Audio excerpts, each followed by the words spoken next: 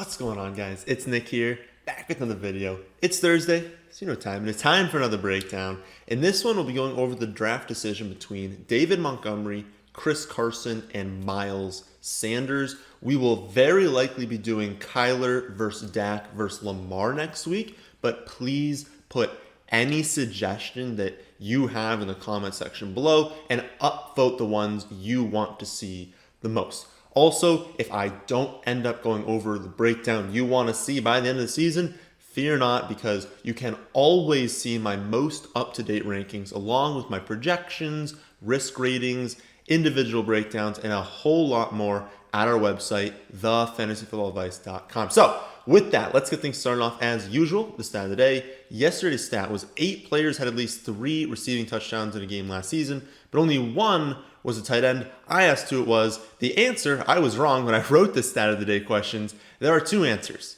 Tyler Higbee and Robert Tonyan. So we've got 2 winners. Hoddard and the Fantasy Realist both win on YouTube, and @_Hoddard and @JonesRunner win on Twitter as well. Hoddard only has 1 more to get right on Twitter to join the stat of the day Hall of Fame.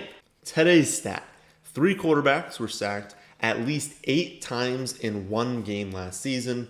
Matt Ryan, Carson Wentz, and who was the third?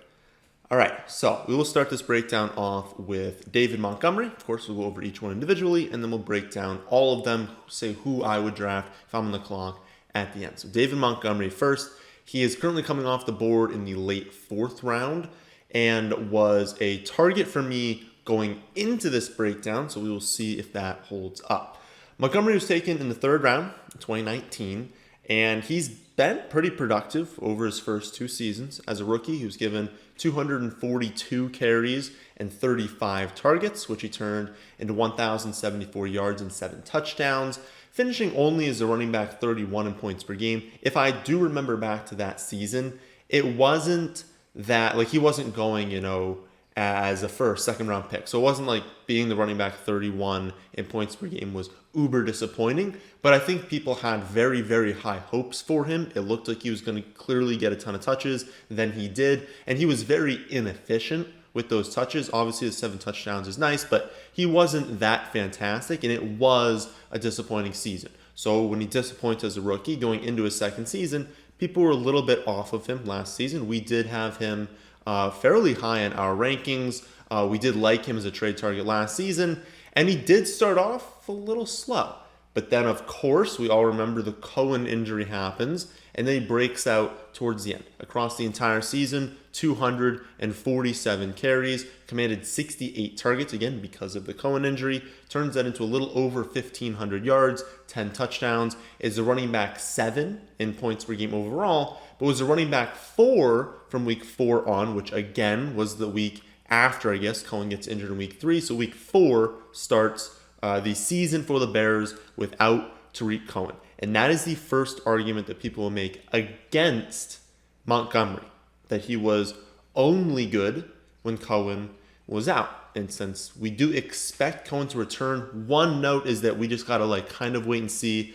Obviously, with knee injuries, everyone recovers differently. He is young enough, and we do believe he's going to return and be, very, very close. If he's not 100% to what he was before, we expect him to be like 95, 98% of what he was before. We see that players are recovering a ton from these injuries now. But it's worth noting he had the knee stiffness. He has not been out there like 100%. But when training camp happens, maybe he is out there 100%. I think we just need to wait and see. Training camp's open in late July, in the mid-20s, I want to say. It's different for every team. But in the mid-20s of July, when that happens, if Cohen is out there, he looks good to go, we should just assume that he's good to go. But it's something to monitor, of course.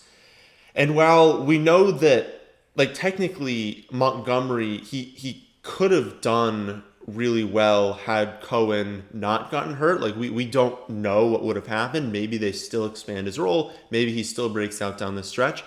It's worth noting that we did see a jump from 3 targets in every one of the first 3 weeks, exactly 3 targets, up to 5 per game to close the season, effectively becoming a feature back, pretty rarely coming off the field. So it is absolutely fair to say that Tariq Cohen being out was huge for Montgomery's value. That is a fair criticism of Montgomery.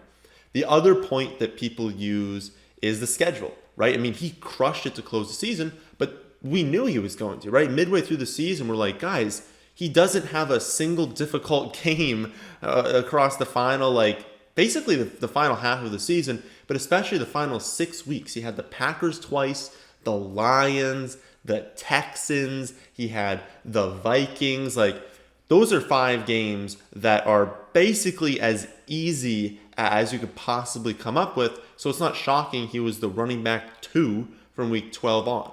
You know, just 5 points behind Derrick Henry. And obviously, I want to make another note on that. There's a lot of notes in this video. We can't just say that the schedule had everything to do with it, right? Because other players still have relatively easy schedules, but being the running back 2 in fantasy still requires some skill. It still requires heavy volume, and it requires production, right? So it's not just like, oh, anyone would have been the running back 2 from week 12 on with that schedule. No, it's still impressive what he did. My response, though, to just all of these criticisms is like, I do agree with them to an extent. Like, David Montgomery would not have been nearly as productive had Cohen not get injured or if their schedule hadn't been cake, right? That is a fact. It's not something that anyone can argue with. He would not have been that good.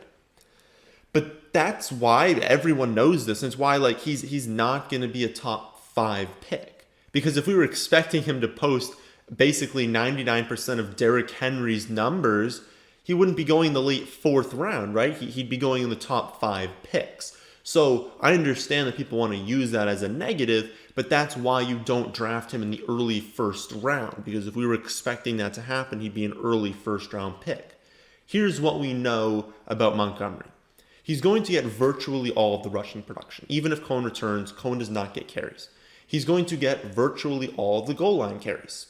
Again, Cohen's not a big back. They're not going to use him as the goal line back, and Montgomery's clearly been effective in that role. And he's going to mix in for, at least 3 targets a week, right? Even when Cohen was healthy last season, it was 3 targets in weeks 1 through 3 for Montgomery.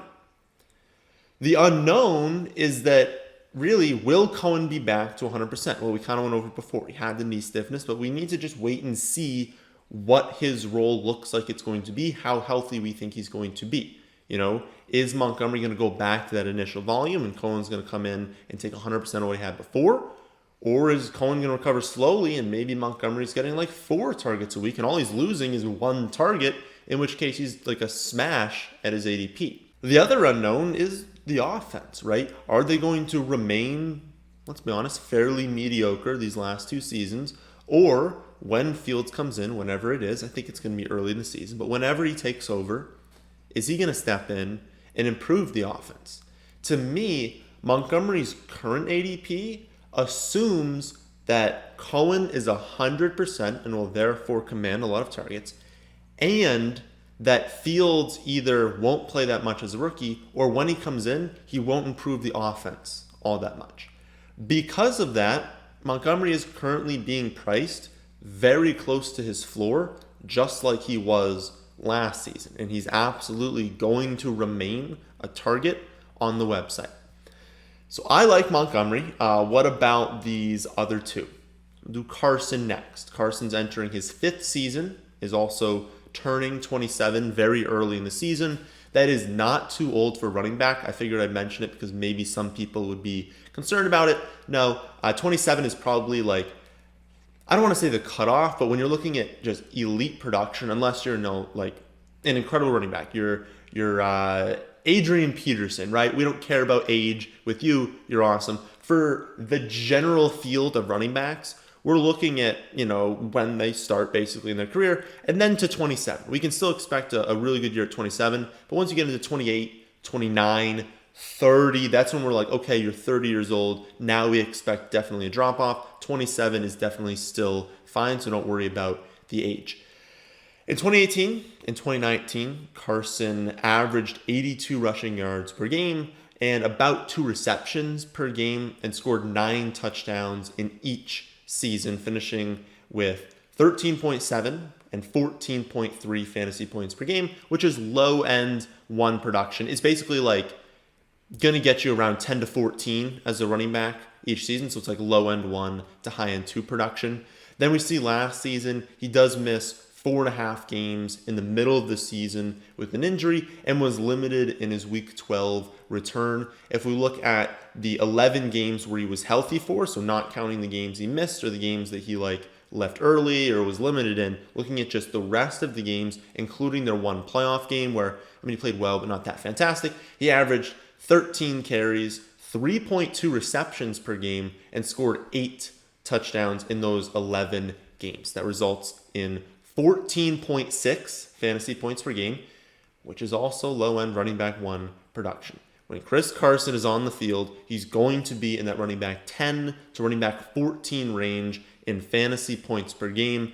He won't be amongst the league leaders in carries. They're not just going to go out there and give him 25 carries a week, but he's good at everything. He's going to have a strong early down role. He will have plenty of receptions. They're a very good offense, and they are going to score touchdowns, so he's going to have touchdown upside. And his ability to do all 3 of those gives him a secure floor, and it absolutely unlocks a very, very high ceiling, especially in a week where he can have a rushing and a receiving touchdowns and a few receptions and rushing yards. You just add all that production up, that's a very high ceiling. He doesn't need 150 and 3 scores on the ground because he can do things through the air. And if we look at their depth chart, it's pretty clear he's going to remain the guy, right? They have Penny, Homer, DJ Dallas, and Alex Collins behind him. All 5 are not going to make the roster, but I don't even really care who gets cut, right? Penny seems like he's never going to recover from these knee issues. Homer can really only catch passes, and he's also missed some time this offseason with a calf issue. Dallas just is not that great of a prospect. He wasn't very good last season. I don't have very high hopes for him. Collins, he's not a legitimate threat to Carson's workload. He's had the best offseason, but we know what Alex Collins is. He's not all that good. Plus, Seattle just gave Carson a 2-year, $10 million contract with 5.5 of that guaranteed. So they're absolutely not using Alex Collins and Travis Homer over him, right? All he's got to do is stay healthy, and he'll be in that running back 10 to 14 range. So since he's currently going off the board as running back 18, that's a really nice value.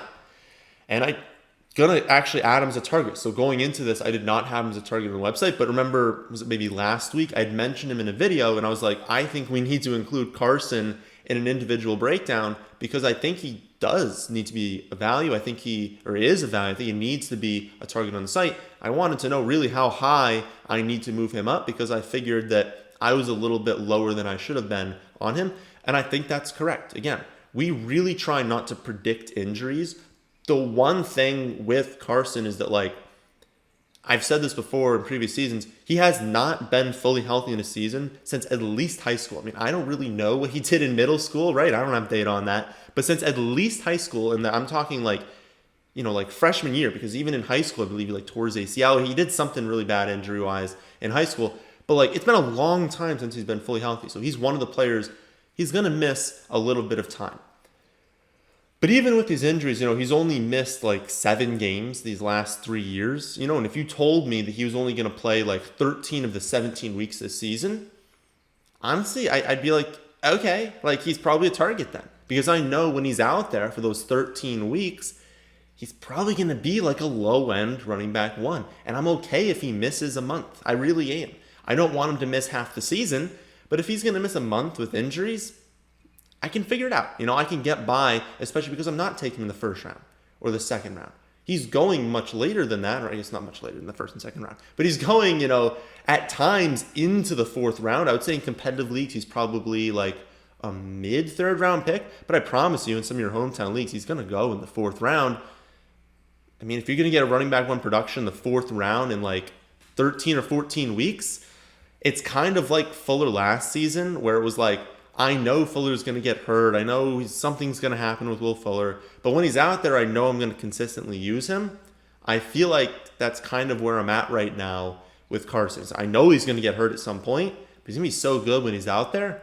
I'm okay with it. And also, it's not like other running backs don't miss time, right? Look through the games played of the elite running backs last season. everyone misses like a game or two. So if we're just adding another game or two to Carson, it's really not the end of the world. Also, even with these injuries baked in, he's so safe everywhere else that if you look at my risk model on the website, he's like barely more risky than Montgomery and Miles Sanders, who I promise we're going to get to in a second, but he's barely more risky than those guys. And it's like, I'm adding a tiny bit amount of risk to get a really, really nice value. I'm honestly fine with that. So I think I'm going to add him as a target. I think I have already added him actually. When this video goes out, he's already listed as a target on the website. But I think, if you can get him in the 4th round, honestly, I think that is a really, really, really good pick. Final running back we'll go over today before revealing our rankings is Miles Sanders. This will be his 3rd season in the NFL, age 24. And honestly, he's been pretty disappointing so far. He gained over 1,300 yards and 6 touchdowns as a rookie, thanks to 50 receptions, which was really nice. And we were very, very pleased with his production that season. But then he takes a step back last season, just over 1,000 yards, 6 touchdowns. But to be fair, I do think there's a lot of criticism over Miles Sanders last season, but he did average 21 more rushing yards per game last year. He was very efficient on his carries, and his 6 touchdowns came across 4 fewer games. It was really just the injury that people are upset about because he missed time, and of course his season-long numbers aren't going to be as good if you miss time. But on a per-game basis, he wasn't that bad. He was actually the running back 17 in points per game last season, 0.2 points per game behind Gibson, Ezekiel Elliott, 0.8 points per game behind Austin Eckler. So, he was disappointing for sure, right? But he was not the reason that anyone lost their championship, right? I had him in 2 leagues, and I made the finals in both leagues. So I view him as a disappointment more because of the expectation that was put on to him entering the league. When he entered the league, we were like, this guy's a stud. This guy's going to be a feature back. He's going to be a running back 1 in fantasy. But most running backs that average 75 yards per game with receiving game work over the first 2 seasons are not considered a bust. It's only because we put such large expectations on Miles Sanders, and he hasn't yet shown us that he can be a feature back, have running back 1 production. But he is still just 24, and we are hoping that this offense will be improved under Jalen Hurts. My concern with Sanders isn't that he's bad. I do think it's pretty clear that he's a quality running back. Maybe he's not an elite running back, but I think it's pretty clear he's a quality running back. It's that I'm not fully convinced he gets a featured workload, right? We've been just asking for it for 2 years now, and it's they haven't had that much talent on the roster, and yet they've been unwilling to give him that role. If I knew he'd have the same role as Carson and Montgomery, I probably would rank him first. But at this point in the summer, I'm not convinced. They drafted Gainwell in the 5th round this season. He is an exceptional pass-catching specialist, and while he's not super likely to take early down work, it's entirely possible that he steals targets. He steals work on 2-minute drills and 3rd down situations that really, really boost players' value. They do still have Boston Scott there. Now, they have a ton of guys, and some people are absolutely going to get cut, so I guess we'll have to refresh our take here. I think Gainwell is a lock, and obviously Sanders is a lock. I don't really know between Scott and Kerryon Johnson. Maybe one of them ends up being gone. But it really doesn't matter. It's just going to be someone like that that's capable and could take some early down and some receptions added in with Gainwell. It's is there really a scenario where Miles Sanders is out there for 75% of the snaps, which to be clear is what they should do. It's what I think they should do. I think he's clearly the best running back. I think the team is going to be more successful if they have Miles Sanders out there on a 3rd down instead of someone who's just not going to be very good on the ground, is only pass catching specialist. It's just easier for a defense to game plan when you do that. But until that looks likely that they're going to feature Miles Sanders on the ground, I'm going to work under the assumption that they will still be rotating in other backs. And because that's the case, and because this offense is clearly not the best of this group, I think they're probably better than Chicago, but Montgomery's getting so much more work, and it's they're clearly not as good as Seattle. And if I think Sanders is easily getting less work than Carson, it's how could I possibly rank Miles Sanders ahead of these guys? So until I get confidence that he's the clear lead back, which could happen once camp opens, but until I get that confidence, I think I have to rank Miles Sanders last amongst these guys. Between the other two, I think it's very, very close. Carson is part of the more secure offense. We know for a fact Seattle's going to be good. We don't know for a fact that Chicago's going to be good. But he also has, less early down upside. He is a far greater injury concern since we know he's going to miss time. Montgomery is also entering his third season, so he is in like his prime for the position. But on the other hand, you've got Carson. We just know he's going to be a running back one when he's healthy. And there are concerns that maybe Montgomery takes a step back, with Cohen returning. Maybe the offense doesn't really improve and they don't have the easiest schedule in the world. And so he isn't as good as he was last season, isn't a running back one when healthy. And I'd rather just have, 2 less games of Carson, but have running back one production. When this happens, though, the things I just went over basically mean that they're a tie, right? I really do think their average outcome is just so close to each other. When that happens, I look at ceiling. I say, who would be better in fantasy if they got the featured role? Because I think both these guys can be featured backs. If everything worked out, not that they had 20 touchdowns, but I'm saying if they just ran pure for a season and everything worked out in their way, what is their 15th percentile ceiling? What is something that's realistic as a ceiling, but would be really nice if they hit it? And who would be better under that scenario? I believe the answer to that is actually David Montgomery. When I went into this, I really thought it was going to be Carson. But again, look at last season. When Cohen was out, this is something that happened, okay? It's not like he got the luckiest, it wasn't the luckiest running back in the world that this pass catching specialist goes down and there's an easy schedule. That's not impossible to happen. It's not impossible to repeat. It's not impossible that Cohen just isn't as good as he used to be, right? If we look at last season, he was the running back 4 when all of these things worked in his favor. And for a large part of that time, he wasn't having the easiest schedule in the world. And if we think about Chris Carson's range of outcomes, it's not top 5. It's just not. His best case scenario is probably that he stays healthy and he's in that running back 8 to 10 range. That's probably best case. And since we've just seen Montgomery be better than that, I have to think that Montgomery has the higher ceiling. So since their medium outcome similar, but Montgomery has the higher ceiling, I'm keeping Montgomery ahead of Carson in the rankings. Again, I will be adding the target tag to Chris Carson, as I said before, but I really do think they're both exceptional picks at their current ADP. I'd be totally fine if you started off heavy at wide receiver and tight end, and then you grab both of them as a running back 1, running back 2 combo. I think that's a quality start. But if you agree differently, I guess if you disagree, I don't know why I said it like that. If you disagree with my final take there and you're no, I want that security of Carson because I don't think Montgomery is going to be as good when Cohen returns, I'd literally have them one spot away from each other. There's one spot separating them in the rankings, so flip it, right? And if you're looking at the rankings and 2 guys are next to each other, they're both targets, it's if you've got to take, do that. Fantasy's supposed to be fun. It's much more fun when you're drafting the players you feel good about. And so don't miss out on Carson. If you really, really like him, to take Montgomery who you don't like, it's only separated by one spot. So this is a pass to take either one, whichever one you feel better about. Me personally, I will be taking Montgomery one spot ahead of Carson. So that'll do it for this week's breakdown. Remember to put your request in the comment section below and upvote the request that you want to see the most. Also, remember you can always see my exact player rankings on every player along with their projections, their risk grade, and individual breakdown, and a whole lot more by looking at our website, thefantasyfootballadvice.com. That's the end of this one. Hope you all enjoy. If you did, then how about hitting that like button? And how about subscribing to the channel if you're new here? Thanks for watching.